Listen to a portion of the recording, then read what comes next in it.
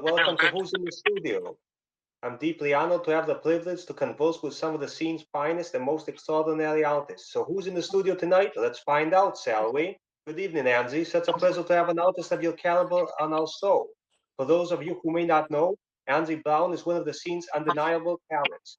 I would double myself the original house music diva. Hello, it's nice to be here. How's everybody? How you doing? All right? Yep, all good, all good. Well, it's good to be on the show. So thank you for inviting me. Ah, my pleasure. So, then let's see. So we have so what song will we be diving deep into tonight, Angie? Well, because I've got a new track out with Joe called Get Up and Dance, I thought we should talk about that really, or any track that you want to talk about. I'm cool about that. Well, it sounds good to me. I would like to hear about it. I think the audience would like to hear about it. Everybody would like to hear about it. Yeah, and it's a really cool collaboration with Joe Smooth. And for those of you who don't know Joe Smooth, he's been around from the mid 90s, and he had a huge hit with Promised Land. Now, Promised Land, I don't know if you remember it. Um, uh, yeah. It's a classic. It's a 90s classic. So Yes. yeah. Brother, sister, we make it to the promised land. Yeah, it's a good track. Good track. Sorry about my voice. Oh my Lord. My voice is, I sound rough. That's because I've been working, but I'm sure your listeners know somebody. Well, I was working on Saturday, and I'm sure that Joe was too. Joe is a DJ producer, and he's been around since the mid 90s, and he wrote Promised Land, so that's his biggest hit to date. But he's also got a new album, and there's various different singers on the album, and I've got two tracks on the album. One is called We Shall Overcome, and the other is called Get Up and Dance Everybody. Is it Get Up and Dance? Yeah, anyway. So it's a different title to what I call it, what the record company calls it, but it's a great track because it's happy, it's upbeat, it's feel good, it's positive. You feel like you're in a movie, and it really changes your mood, brings you up. It does what it's supposed to do on the tin. Good music does that. Good music kind of moves you and makes you want to do things with your life. Hopefully, I hope that music is inspiring, make you want to dance, cook, sing, paint. There's always a lovely um backdrop or soundtrack to your life with the music. So that to be a guest vocalist on this type of song for me is really refreshing. I'm usually doing house music. That's what I'm really known for. And with house music, you've got these hooks, Costas. Yeah. Yeah, why waste your time? You're gonna be no. This is not that repetitive. It's got a verse and a chorus, and it just and I had a lot of fun recently doing a video about it. So and it's out at the moment, but I'm afraid it hasn't gone to radio. So there's lots of things we can sort of touch on regarding uh, uh, how it's done these days with releasing records and releasing music. Yeah, of course. Of course, of course. So let's talk about the lyrics found within. They seem deeply meaningful and hold so much emotion. Do they come from a personal experience of your very own, or perhaps a close friend? Well, I think it's just really the lyrics is all set up. It's like how you would it starts with the it's the end of the day, and you want to get away from whatever you're doing. You've finished your work, and it's time for the party to begin. And like a lot of songs that's got um you know the weekend. We're looking for I can't wait for the weekend. Yeah. Or there's lots of songs with Friday or Feel Good Day or It's Your Birthday. It's like, the day is over and now let's start the night, and let's go, let's forget about being at work now, and let's get ready for the evening. Let's go party. Let's go somewhere where we can get over all our problems, because like I mentioned before, music has that ability to do that. Music has the ability to change your mood instantly and make you feel good. And that's what dance music is about. It is a feel good genre of music. So basically, that kind of song with that kind of lyric is basically about getting up and dancing and feeling good. That's it. You Excellent. just decide work is done, yeah. And just like, right, we're ready. You saw the video, throw the Yeah. towel, everybody get up, get up. It's supposed to be infectious and it's Yeah. supposed to make people feel happy. So um for me, I feel like whenever I sing it or whenever I have a chance to perform and people say, oh, I feel so good, or the nicest thing someone said to me was, she said, you really make our souls happy. And I think to myself, oh my god, what a beautiful thing someone said. You make our soul feel happy. That's amazing.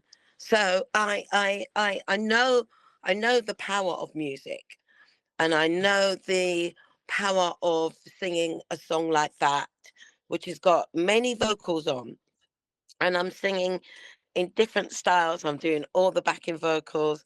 I'm done the whole vocal throughout the whole track. So really, it is. I'm really happy about it. I'm really happy to be singing a whole song with a verse and a chorus and a bridge. Amazing. It feels. I don't know, because I'm usually singing hook after hook after hook.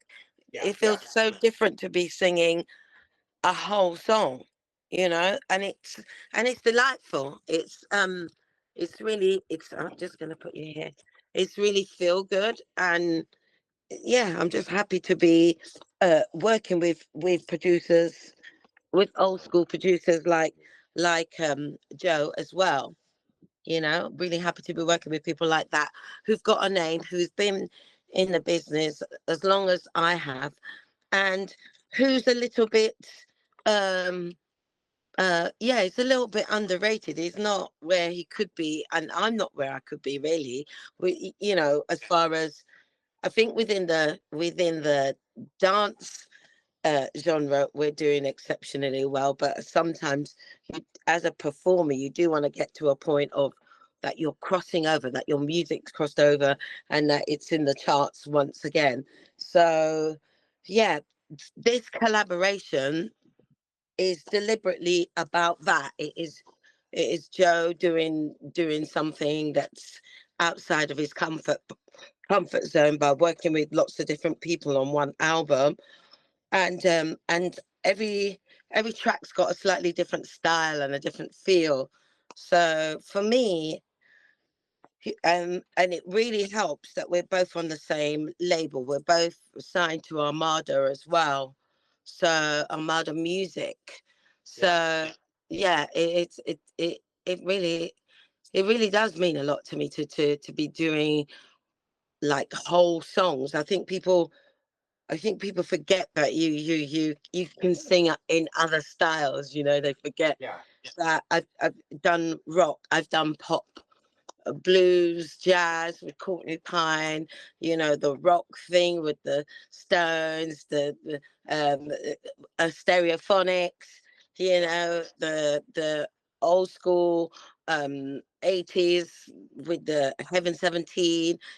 I've worked in many genres and lots of different styles. So this is to do something with Joe. It's feel good. It's disco based. It's got a lot of pop and commercial commercial sounds.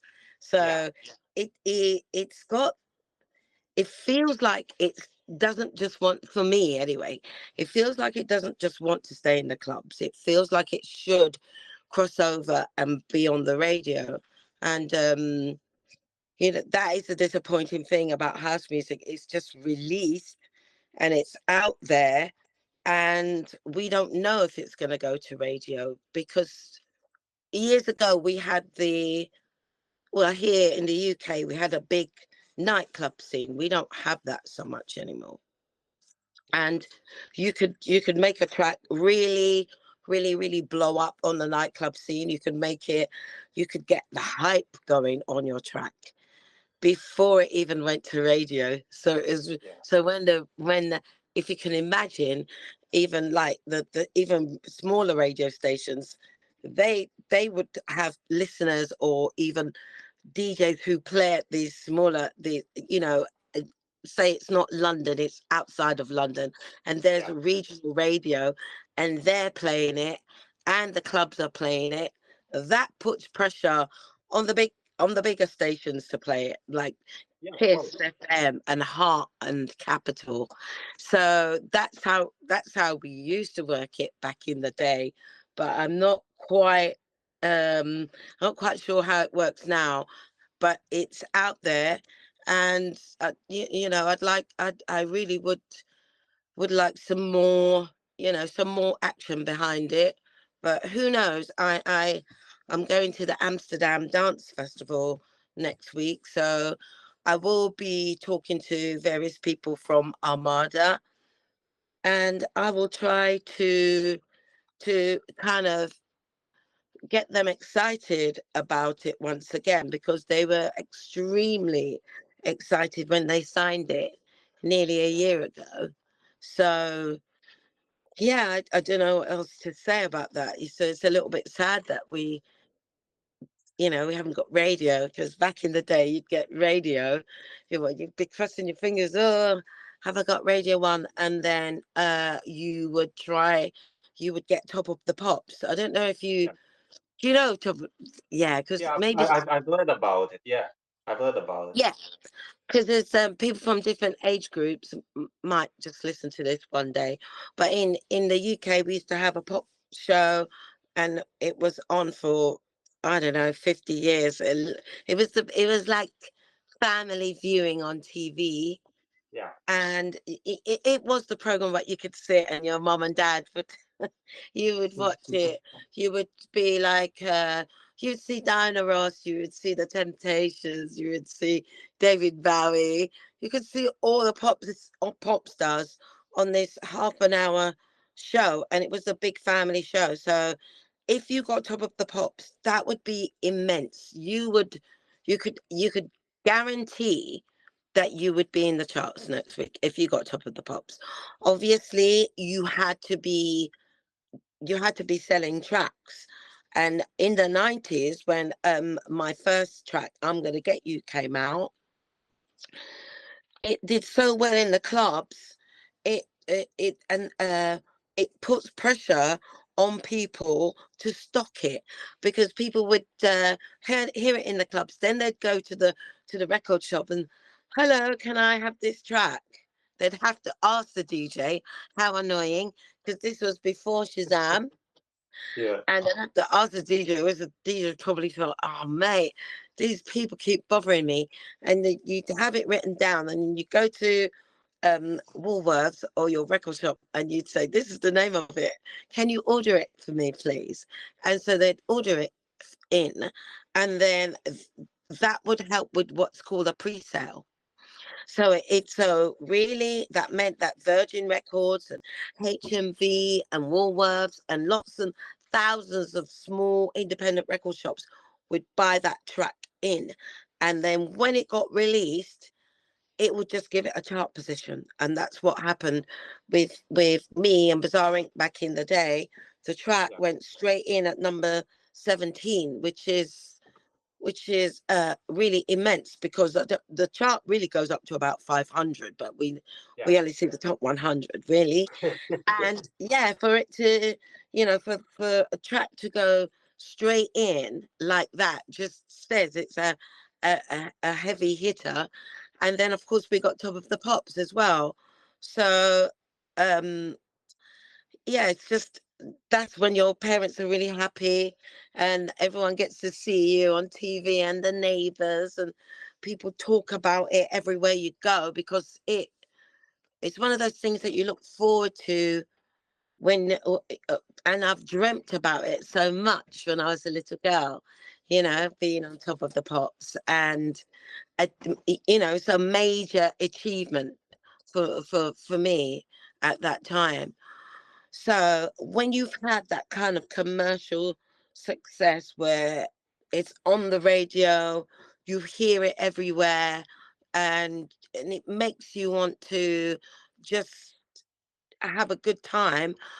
It, I had that back in the 90s, and I've been trying to replicate that the whole time. I've been trying to work with lots of different producers and many releases, hundreds, because I'm a freelance vocalist, Yeah. so I get paid to sing on a track, and hopefully I can do exactly what the producer and songwriter is hearing or she's hearing in their Right. heads, and then hopefully they're happy like that. But when I did that for Bizarre Inc. back in the 90s, I didn't really I didn't really think that much about it.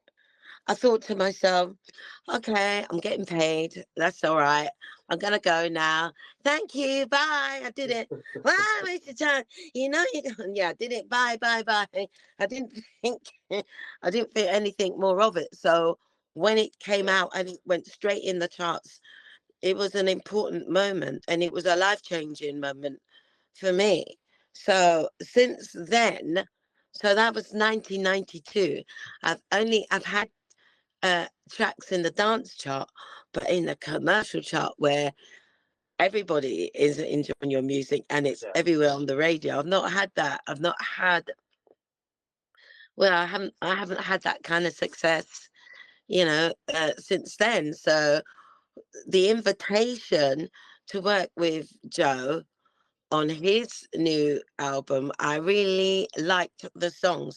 They've got a real, I don't know, one of the songs sounded really like Calvin Harris music, and I thought this is good. And the fact that it was a song, it's written as a song and sung as a whole song, and I just thought I really want to put this out and do. I want it to do well. So the fact that it hasn't gone to radio, I don't know if it's something that's going to happen in the future, because I don't know how it works these days with streaming. That was Yeah. I'm talking about the 90s when it was a vinyl. When I Yeah. just, I just it's so different now. I'm still trying to get my head around it, but I like what I do like about streaming is, okay, there a lot of artists do complain because we don't really make a lot of money. Yeah. I And know. it's When, it's across the board on different apps and different platforms yeah. that they pay different money, I guess. And you have to have a you do have to start having a billion streams really to start seeing some good money. But the good thing about streaming is that you can listen to it anytime, any place. Before, when you listen to the radio, you're kind of hoping, praying, oh, I'm gonna hear my Yeah. favorite tune today. But with streaming, you can hear it anytime you want. Well, You yeah. can ask Alexa. No, no, no, Alexa, stop. Alexa, stop. You can ask her for some whatever music you want, and she will play it. So the music's on demand, Yeah. and I like that you can add up the numbers. Before with the record companies, they can say, oh, you sold 500,000 copies, but you might have sold 2 million copies, but you wouldn't have known about it. Yeah, right.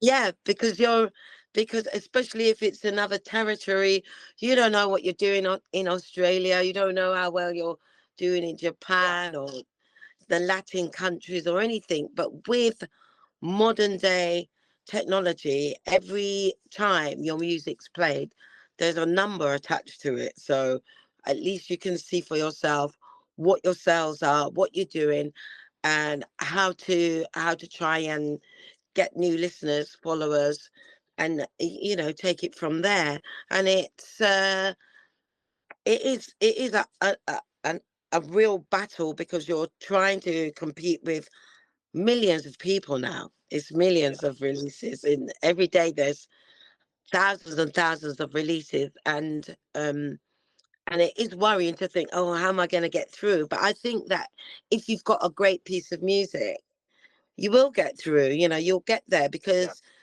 you with streaming, it doesn't have that shelf life like when you had to order the record and get it into the shop at a certain time. With streaming, it's just there for forever.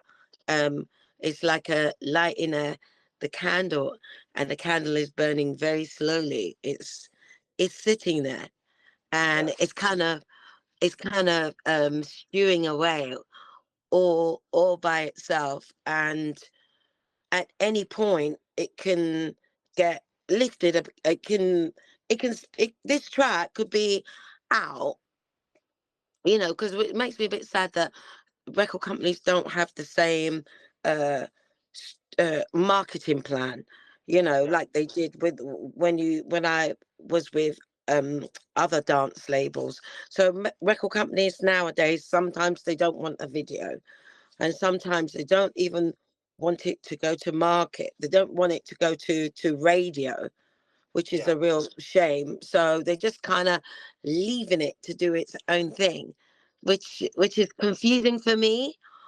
But I get it because I I think that if it's gonna do well, it's gonna do well. Do you know what I mean? It is. yeah, yeah, that's You true. can't. Yeah, the energy that's on it, you can't really put that away. It's gonna if it's gonna go, if it's gonna blow, it's gonna blow. Yeah, And exactly. I think the general public, when I have sung it, I was singing this weekend. That's why that's why I Yeah, sound so rough like a man. I was singing it this weekend and traveling a lot. And I've sung it every weekend maybe since the release, which was about yeah, 3 weeks ago. And even though people don't know it, like this, get up, everybody, get up. They're up, they're up. It's really yeah, interesting. It's really, I think because I think if you put dance or you know get up, feel good, any of those positive things, I think in a track sometimes it sounds like a track that you've heard before anyway. The way it's been written, I think, yeah, and the way it's been sung, I think it sounds like something that people have heard before. And I get a lot of messages, saying where's the video and where can we get it, and I think that people want to see some feedback about it, yeah, and I would like to do some television as well, as just to promote it, maybe some morning TV. See, these things are guaranteed when uh, when I was with Bizarre Inc. We were on so much more TV music shows back in the day, which don't exist now. We yeah, used to have the Tube, and we had what was it called? We had Top of the Pops. He had a Saturday chart show. It was called. That was it. So you had and the children's televisions, when you be with all the children would go, oh, meeting a pop star, and they'd all be around you, and you'd be sitting with them. Lots of television shows I did back in the day. I guess that I just would like to, yeah, honestly, I'd like to repeat that kind of level of success. And I've been been in the music business a long time. I'm 61 now, and I've had my first hit with Bizarre Inc. when I was 27. So that's 34 years ago. I've Yeah. been doing this job and loving it. I'm sure it's keeping the wrinkles away. I don't see anything. Yeah, I think that when you're singing, it's the joy of singing, isn't it? I mean, it's very Yeah. difficult to constantly believe in yourself, and then also obviously get other people to come on board with you and see what you're about and see your talent, and it makes some, whether if it's financial, emotional, investment in your career. You do need people that know what you're talking about. You want people to see the same vision as you, Yeah, of and course. and so meeting Mikey has been one of the best things that's ever happened to me, because you can see the Angie Brown logo in the background on the A9 speaker, and the Bang& and Olufsen speaker. This is it's nice little touches that Mikey has added to my brand to make people take me more seriously, to make them know that the kind of artist I am is just more than just singing a few hooks. Yeah, yeah, I need to do more. I need to do something that's going to keep me like really excited, and it keep like the whet my appetite for good music, because there's a lot of new producers out there, and they're great. yeah, They're great. They're exciting. Jax Jones, this one, they're really good, and Jamie X. There's a few, Nathan Dawes. There's a few really, really, really good young DJ producers who are out there, and they're having their day, and they're having their hit. But because I can still sing, um, yeah, I'd like to one day kind of go have that success. I'd like to have that success again, but this time under Angie Brown, not just Bizarre Inc. You see, because yeah, I was yeah. a featured vocalist with Bizarre Inc. So, um, yeah, basically, I'd like to be recognized as an artist in my own right, under my own steam and energy, rather than you're just bought in to cross over some DJ producers, because they can't sing. They can produce the track, but they Yeah, can't sing it. But exactly. singers like me, like even Cookie from Lola's Theme and Shapeshifters, Yeah, yeah, the music was a lovely piece of music yeah, of that was course. updated from some jazz sounds, but you can make it could do what you like all day long. But when you put the vocals on there and you give it a shape, you give it a verse, a chorus, and maybe some lots of hooks along with the music as well, then you got a hook. Then you got a big hit, on your hands. You got a huge hit when you have those elements written into a song. It's just it's really exciting if you can actually get that so right that when people hear it, they go, I like that. I like that so much. And we did that a lot in the 90s. We got it so right with the energy and the production. And I'm sure that 90s music hasn't really gone away today, has it? It's still getting No, played. no, it hasn't. It hasn't. Yeah, and I do whole festivals at the weekend. It's just that we it's October, so it's all the closing parties kind of hit around the end of September, beginning of of October.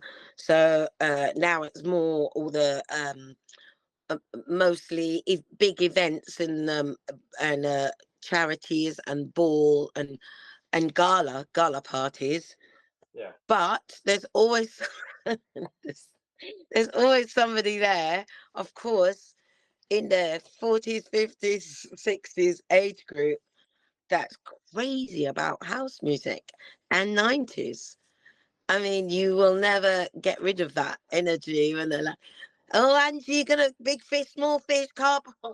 I'm just, I'm eating my meal,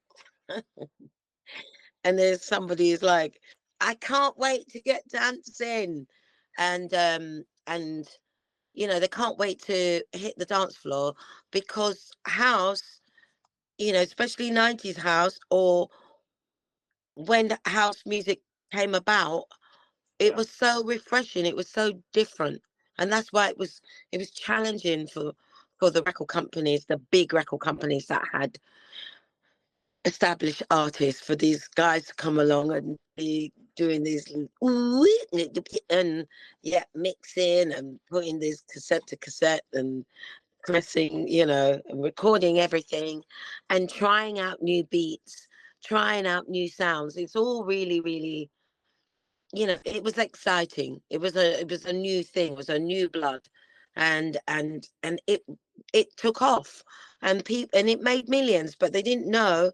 They had no idea that house was going to still be here, like nearly 50 years later.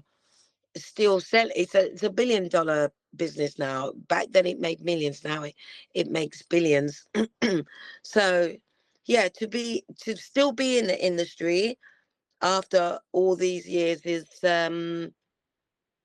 yeah, I think it's a credit to me. I think that people enjoy my performance. They like my personality. I think they find me approachable and warm. And I think to myself, why not? Why not be nice? You're doing a dream job. You're doing a job that a lot of people would love to do. So I feel honoured, Costas, Yeah. by people still asking me to to sing for them. Like 30 years later, oh yeah, I'm doing an event. I'm doing a festival. I'm having a private event. I'd like to book you. The rugby, opening of the rugby, opening of the record shops. I opened a record shop recently. Um, Nice. it's just I don't know how to put it in words that like all these years later to be still doing this job, and it's something that I love. I mean, Yeah. the industry can treat you badly, and you can think to yourself, why am I, it's heart can be heartbreaking, and you think to yourself, why am I doing this? Because it feels like, especially when, the DJs have gone on to do amazing things, the Calvin Harrises, the John Summits, and even Carl Cox or Yep. whoever. They can command some amazing money for their appearance, and they're playing us, the vocalists, and we don't go out for that. We don't have the same. We're not put on the same pedestal, which is which is really quite sad. It's unfair, actually. It's very unfair because they're playing us, and it's our sweat and blood and tears Yeah. and artistic delivery and how we've sung it, how we've shaped the song. And I know that the producer can come in and put this bit here and this bit there and Yeah. finish it, but he has that vocal which he can actually use even on another track. He can even cut it up some more and even add a little something to it so that we think don't even know it's us, and Yeah. use it Yeah. on something else. And Yeah. it's all credited to the producer, and how great he is. And definitely the singers just doesn't receive that kind of love in, within. I think that if you're outside of house music you get that, but in house music you don't. If you're Billie Eilish, or Diana Ross, or I don't know, anybody, Ava Max, and anybody that's Doja Cat, I think if you're signed to a major record company, you're kind of treated with much more respect, because the fact that you're having hits, they know that and they take note of that, and your income will go up, and you're treated fairly to go with the fact that you are now an artist that's got a big following, and people want to find you online and they want to follow you on the socials. But with the house side of things, we are not respected at all. And whereas I'm as good as any pop singer, we're doing the same thing. Maybe the fact that what separates us is maybe with a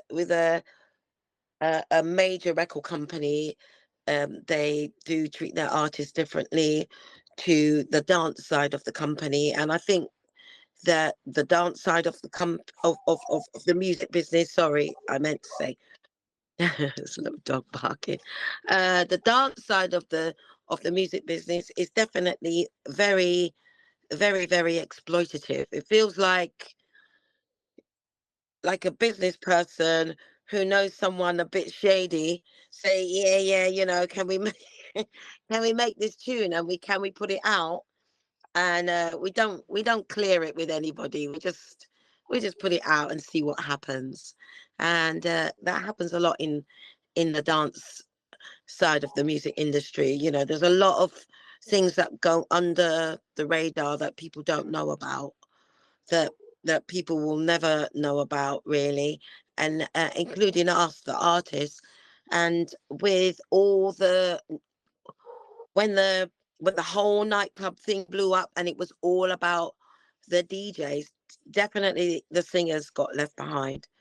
Yeah. The singers got so left behind that the DJ could, on New Year's Eve, I remember reading about Fatboy Slim being flown around in a helicopter to 4 places that he was gonna be playing at, and commanding, like, thousands of pounds for his appearance. And we us vocalists, we don't get that. And it's like, but why? What do why do you think that is? I mean, but it's definitely happening. So I'm one of the singers who wants to change that. I'm one of the vocalists who wants to try, and I'm not trying to get even. I'm not trying to some kind of anger or revenge. We just want it to be fair. Yeah, We just exactly. want, yeah, you're playing us, and you're playing our voices that the people are putting their hands in the air to. Exactly. um Yeah. you need to you need to take care of the vocalists the same, because we've got a lifespan, we've got a shelf life. We're not getting any younger, and but we don't have the kind of wealth that they have. Yeah. So Yeah. that makes it feel like, um well, things are not fair, are they? Things are definitely not. How come it's this for you guys and such a little bit for us girls? So it Yeah. feels, misogynistic, or what's the word? It's, yeah, definitely it's all about the guys. So it's been really interesting to me. Wonderful Antonia Lucas, who has started the platform lovevocals.com, and we're going to ADE, and where she's going to be launching lovevocals.com, and it's literally us vocalists and ghost producers, and people who don't get heard in the industry, really, Yes. can go to lovevocals.com and stand together as a force to say this can't happen anymore, and we want to take it to Parliament, and we're going to change it. We're going to change it for future singers coming up, where the record company can't take Yeah. all the profits and totally exploit someone. Excuse me, because it's like slave labor, really, really. And it's shameful that's still going on today. That people are being, their vocals are taken, and everyone's earning. Everyone, Yeah. everyone's earning. It's the same with me, and I'm gonna get you. Back in the 90s, and my label back then, called Vinyl Solutions, they've never paid me a a royalty really for what I've done. I think they paid me one royalty of £4,000 2 or 3 years after I'm Gonna Get You came out. And he thought, no, really, it's on a discography where it's been, where album after album after album, and Keep Fit and Ibiza and this one and that one, and Girls Night Out, Girls Night In, I'm Gonna Get Yous on there.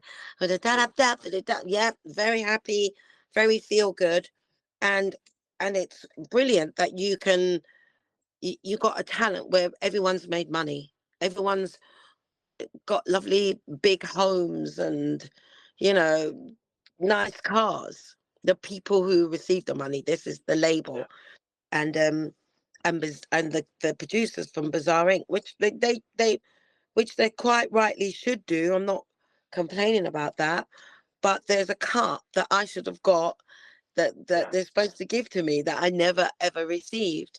So that is one of the reasons why I work so hard at the weekend. Sometimes I Yeah. do 3 or 4 shows, and it's all the traveling, getting to and from the shows and the gigs and the festivals. Sometimes I travel 2, 3, 400 miles to get from one festival to another festival to another festival, and you can spend most of the weekend in the car. Sometimes you're sleeping on the bed in the Yeah. hotel, but you never sleep how as well as you sleep at home. True. But True. because I'm dedicated to the industry, I'm dedicated, that, to also in my mind to think that, well, you guys are not going to make all the money, Yeah. Yeah. and I don't make some.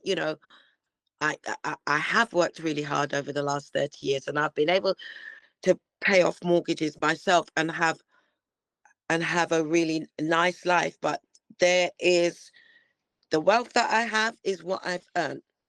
Yes. Of course, I Nancy. don't have the true wealth of the money that I could have made if everything was registered right and I was paid what's owed to me. Yeah. And that's happened on more than one occasion. I'm the singer on Return of the Mac. And again, Yes. I was young. I was in the studio with Mark Morrison. He was a young artist himself. So I don't blame Mark. It's not Mark's fault. It's like I had no management and nobody to speak up for me. Nobody was in Yeah. my corner to say, hey, I did the backing vocals, which is great. And I get some royalties from PRS, which Yeah. is, you sign up for that and you get that money when it gets airplay anywhere in the world. But also I wrote 8 bars. They said, oh, it's great what you done, Angie. Could you just go in and do some ad libs? And you think, yeah, you happily did it. Yeah. Went in the studio, and there's a spoken bit when I said, oh, Mark, you lied about your big break. I need a real man. So, and I'm like, stop putting me down, stop putting me down.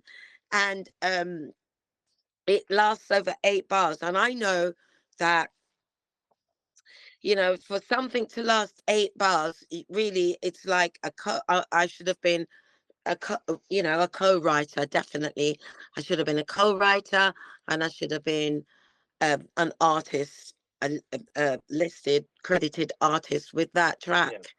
And I just kind of missed out on that because I had no one guiding me, no one protecting me, no one advising me. Yeah. And that's what Love Vocals is going to do. Love Vocals will teach you that you don't give away the vocals. Make sure that you have something in writing. Make sure that you receive some money for doing it. Make sure that everything is fair.